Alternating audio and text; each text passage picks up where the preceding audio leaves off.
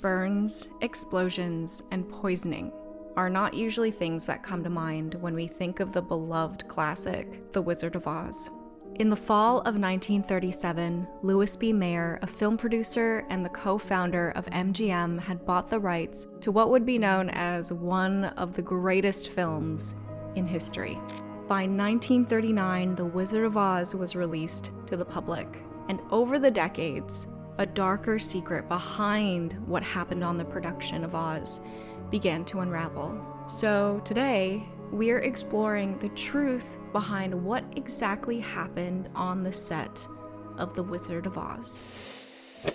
Hi, my name is Isabel, but feel free to call me Izzy, and welcome to episode 1. In this channel, I'll be deep diving and sharing stories from the past about Hollywood, fascinating people, and stories I just really want to talk about and share and shed some light on. Just a fair warning, some of these stories will be darker than others, but I'm going to try my best to sprinkle in some lighter ones as well. So our story today is a pretty hefty one. There's a lot of information on this, but I really wanted to separate fact from fiction for myself and dive deeper to learn more about the things that happened on that set. A huge shout out to the book, The Making of the Wizard of Oz by Aljean Harmetz, which is a great read for anyone who's curious or just wants to learn more about the intricacies of the Wizard of Oz. And really any additional information on Oz will be in that book. Highly recommend it. So link to that book and any other sources will be in the description. Let's begin. So Hollywood looked a little bit different back then. The film industry in the 1930s saw the rise of the studio system, and 5 major studios were dominating Hollywood at that time: MGM, Paramount, Warner Brothers, 20th Century Fox, and RKO. These were known as the Big Five. Today, our version of this would be Paramount, Warner Brothers, Walt Disney Studios, Universal Pictures, and Sony. So some things have stayed the same, but clearly some things changed. Eventually, 20th Century Fox was acquired by Disney, and RKO stopped film production by 1957. Notice there was one studio in particular which isn't part of the Big Five today, which was a huge player in the 30s, MGM. Widely known at the time as the most prestigious studio in Hollywood, they made movies like Gone with the Wind, Singing in the Rain, An American in Paris, and of course, The Wizard of Oz. Another thing that was different in the 1930s was studios had contracts for their actors. They owned their actors, essentially, and actors had to sign contracts for multiple years where studios decided what films an actor would work in. Actors needed permission from their studio to be able to work in any other studio. And if a studio said no, then no means no. Which is why when MGM considered Shirley Temple to play Dorothy, she wasn't allowed to. They were to loan Clark Gable and Jean Harlow to Fox Studio and me to MGM, to Louis B. Mayer. And at the last minute, Jean Harlow dropped dead. And so the whole deal fell through. Instead, MGM chose an up-and-coming, relatively unknown young actress to play the part of Dorothy, and this girl just had a sensational voice. They knew she was going to be a star, and that was Judy Garland.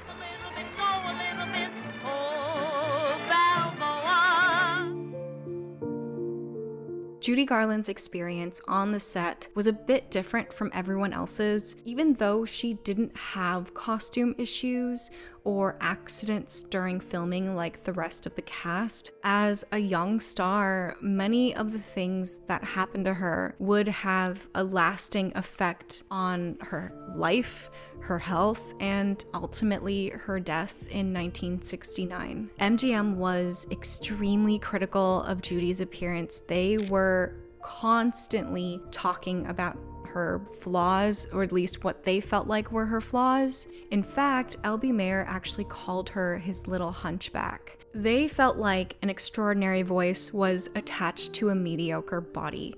So they were just constantly trying to fix her. If you think back on any star during the golden age of Hollywood, most likely they had to change their appearance to fit the desired look at the time and had to undergo a lot of scrutiny from the studios. Because she was a teenager and older than what Dorothy was supposed to be at that time, she had to wear these very tight corsets. MGM also severely restricted Judy's food with a very unhealthy diet. They felt like she very much needed to lose weight, which she didn't. There are differing opinions on what that diet actually was, but no matter what it was exactly, it was not good for her. On top of that, to keep her appetite low and to keep her going during the long set days, she was given amphetamines while also taking barbiturates at night. This was also something her mom had done to her at a young age.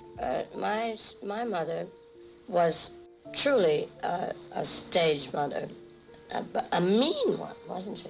Ultimately, Judy was introduced to drugs at a very, very young age. It's so sad to think that her own mom was the one who introduced her to drugs. At the time, giving stars amphetamines to keep them alert and energized during very long filming days and giving them sleeping pills to help them rest at night was very common. And sadly, to give those types of pills to a minor like Judy will have a lasting negative effect on her. For anyone who doesn't know, she did end up dying of an accidental overdose in 1969 at the age of 47. There was an incident on the set of The Wizard of Oz between Judy and director Victor Fleming. During a scene between the Cowardly Lion, Judy just kept having giggle fits. I mean, Burt Lahr, who played the Cowardly Lion, was a professional comedian, so I feel like anyone would laugh, but Fleming was known for being very tough. He wanted things done professionally and he wanted things done right. So he ended up walking over to her and he slapped her and gave her a stern talk. Literally one of the most unprofessional things to do for someone who preaches professionalism. I went back and looked at that scene and I could actually still see her smiling and trying to hide her laugh, which was so cute. Before Jack Haley was cast in the film, another actor had already landed the part of the Tin Man. His name was Buddy Ebsen. I thoroughly enjoyed researching his life, and I got the sense that Buddy was such a lovely and charming man. He was an actor and dancer whose career spanned over 7 decades, which is a huge accomplishment in Hollywood. Buddy gained fame many years after Oz as Jed Clampett in the Beverly Hillbillies, and later in his life as the title character in Barnaby Jones.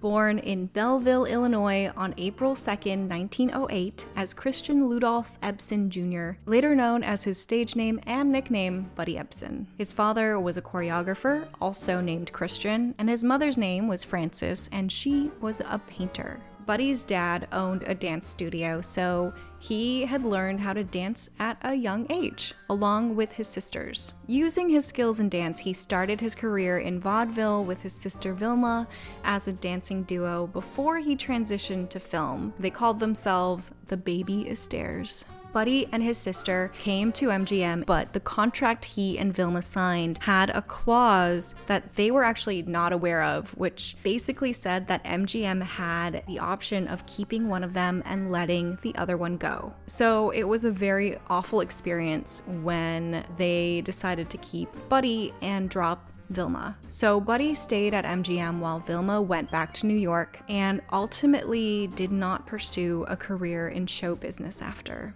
Buddy was a very tall and slim man. He was 6'3" tall. Interestingly enough, he was MGM's initial choice for not the Tin Man, but actually the Scarecrow, which makes so much sense, not just because he looks like he could play a scarecrow, but he was a very dynamic dancer. Here's a clip of Buddy and Shirley Temple dancing together in Captain January.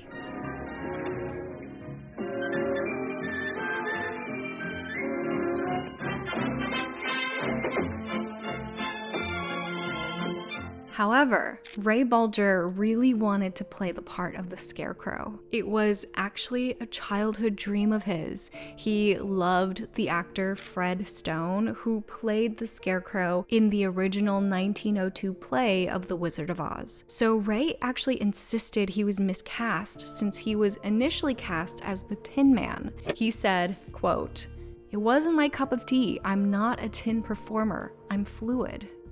Eventually, there was an agreement for a role swap, and Ray did get the role of the Scarecrow while Buddy got the Tin Man. Buddy, though, wasn't upset about the switch at all. He really didn't object to either roles because he knew it was going to be a big project regardless, and he just wanted to be in it. Buddy Ebsen was the guinea pig for costume and makeup for the Tin Man. They glued a cap on his head, a fake chin, and a rubber nose. They covered and painted his skin this white grease paint, which was just clown makeup. Then his face, head, and hands were dusted in this aluminum powder all over. And this is where things start to take a turn for the worst. After a few days of inhaling this powder, he had trouble breathing. After a week of inhaling the powder, the breathing problems became worse, and his joints were cramping. Then one day, he woke up and couldn't breathe. His fingers and toes were curling back on themselves, and his skin turned blue.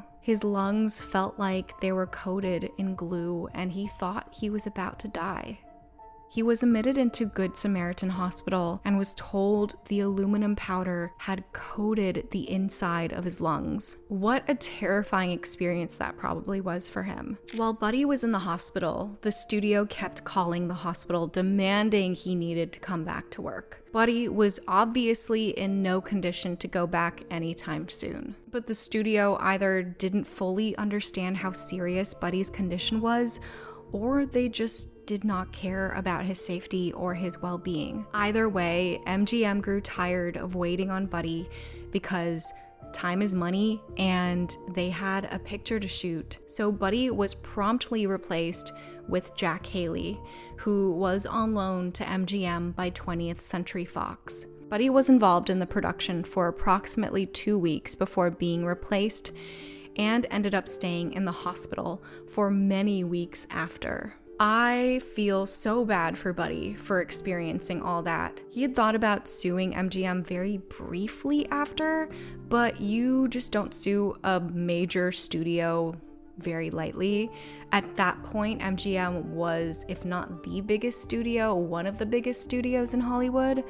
They had power and influence over an actor's career, and it's just very scary to sue a studio like that. Afterwards, Buddy's career went into a slump for many, many years. There was conflict between Buddy and MGM and the terms of his contract. Buddy's daughter, Kiki, had said that this particular part of his life was very hard for Buddy, and he didn't talk about the Wizard of Oz incident very much at all. She actually didn't know for a long time about what happened with him on that set, and he most likely suffered lung damage after this, and he did have a tendency for bronchitis and breathing difficulties throughout his life. When Jack Haley was brought on for the role, he did not know what happened to Buddy. My father didn't know. My father went, he got a call saying report to MGM. He was at Fox. He was at another studio. He said, get over there. You're going to play the Tin Man in The Wizard of Oz.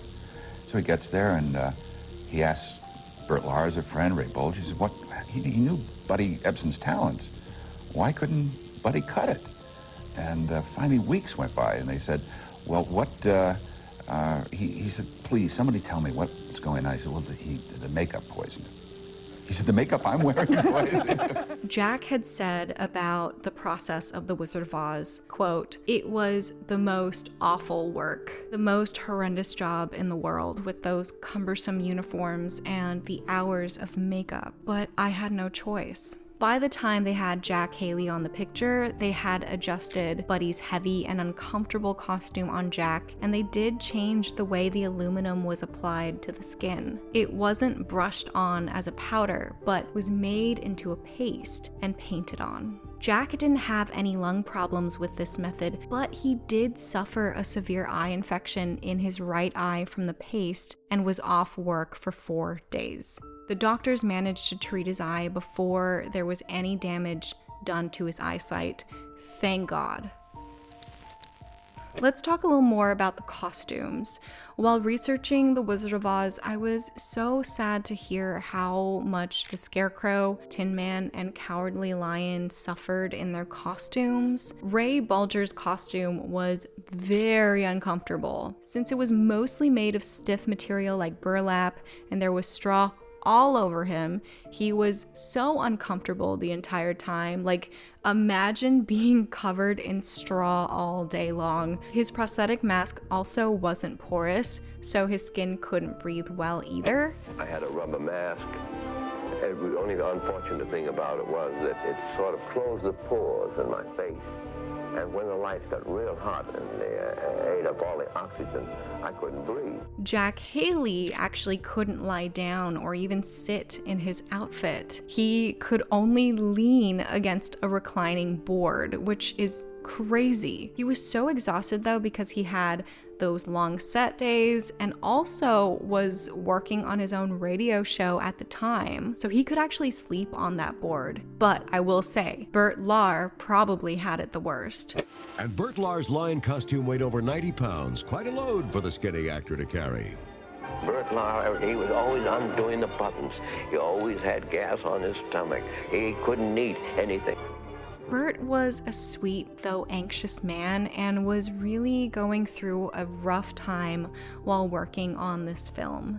In a lot of ways, he perfectly fit the fear and sweetness of the Cowardly Lion. And though he was very funny on camera, he was a melancholic and reserved man in real life. A lot of his troubles were due to his marriage, which was very strained, and his wife struggled with severe mental illness. Bert's makeup and costume was grueling for him.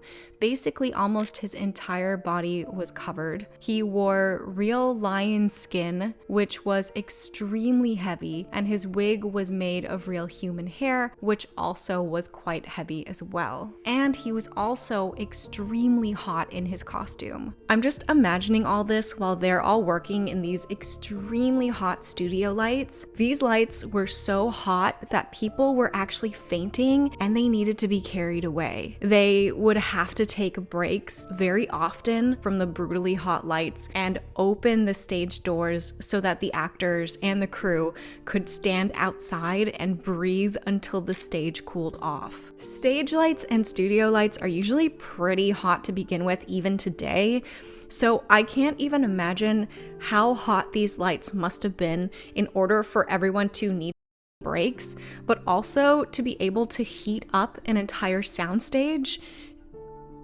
I have no words. Like, I can't even imagine. So let's talk a little bit about Toto. As a dog lover, I was hoping I wouldn't read anything bad happening to Toto, but there were a few accidents that happened. One where a witch's soldier stepped on Toto, who was actually named Terry, and another incident where a soldier jumped on top of her during a scene, spraining her little foot. They ended up having to find a double for her, which was really hard because Toto was actually the hardest character to cast. Another thing was that the wind machines were awful for her. She did not like them. They were way too strong for her, and she eventually learned to just hide behind actors when the wind machines were on. All of these accidents actually made the dog trainer very anxious, and he fainted for the first time in his life while working on this production. Needless to say, he was very relieved when the picture was over.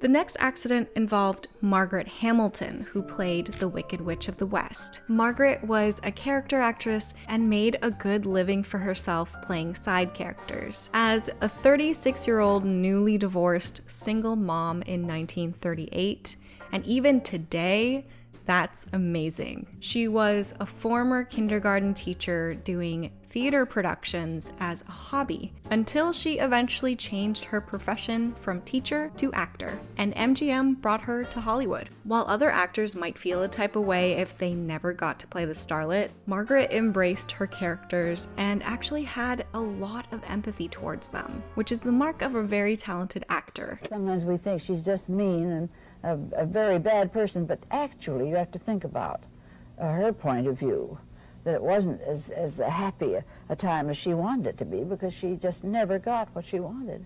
During the Wicked Witch's first appearance in The Wizard of Oz, Margaret Hamilton had to exit the scene by disappearing in a puff of smoke and fire. But really, she had to stand on this little pit, think like a trap door situation, which would bring her down in this little elevator thing onto the floor beneath the stage. This elevator that she had to stand on was slow going down and very narrow. You only had enough room for your shoulders to come through. So she had to time it perfectly and make sure that her exit was clean so that she didn't smack her shoulders going down, hurt herself on the landing, and if she didn't tuck her elbows, she could break an arm, and if she had one foot slightly off, she could have broken a leg going down. It's so difficult to multitask in those situations. When you think about maneuvering this long cape she was wearing and the pressures of delivering and performing her lines beforehand,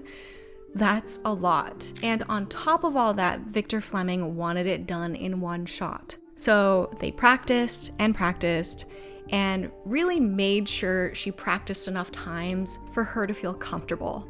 After she practiced, the special effects crew working on the pyrotechnics were practicing their part too. Philly Burke, who played Glinda, commented on not wanting to stand even 40 feet away because the fire was way too hot. And Margaret heard this and she grew really concerned because she had to be in the middle of it. So once everyone felt confident, they began their first take.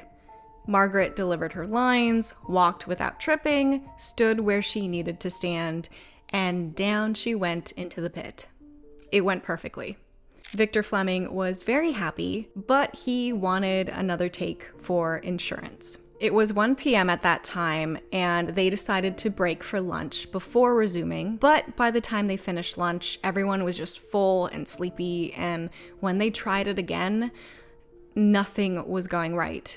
Take after take, everything was just off. And at this point, everyone was starting to feel on edge because Mr. Fleming was losing his patience. He wanted the smoke and fire done right, and he wanted it done right now. So they ended up trying another time.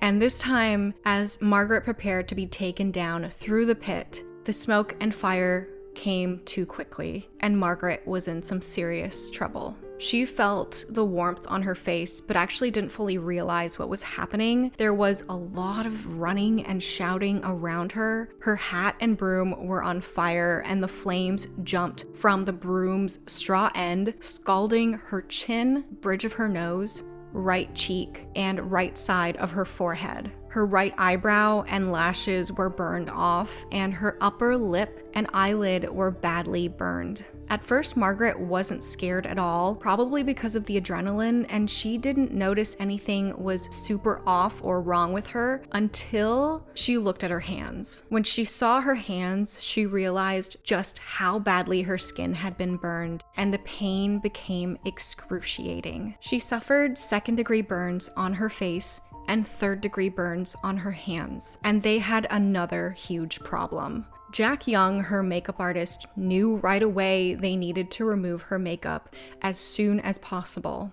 They knew exactly what was in everyone's makeup, so that if any accident happened, they would know what must come off and what can be let alone and so forth. Well, my young man knew that it had all come off. It was green paint, and there's copper in it, and copper eats right into your skin. If the copper makeup would have stayed on her skin, it would have eaten her skin and caused permanent damage and scarring. So they ended up using alcohol for the antiseptic properties, and they cleaned her up as well as they possibly could, applied salve on her skin, and bandaged her up as quickly as possible. She looked so bad that she didn't even want her 3-year-old son to see her in that way. And for the record, she didn't come back to work for 6 weeks after. The next accident happened to Margaret Hamilton's stand-in and stunt double, Betty Danko. She actually had another accident happen to her where the dance director, Bobby Connolly, fell through the aluminum roof that hid the pit in the set of Munchkinland. He ended up landing on Betty's shoulders while she was at the bottom of the pit. MGM ended up giving her a chiropractor after that accident, but for a while, she actually couldn't drive or even lift her arms up. Being a stunt performer, she was used to working with injuries, so she just powered through. But honestly, stunt performers really don't get enough recognition for the type of dangerous work they do.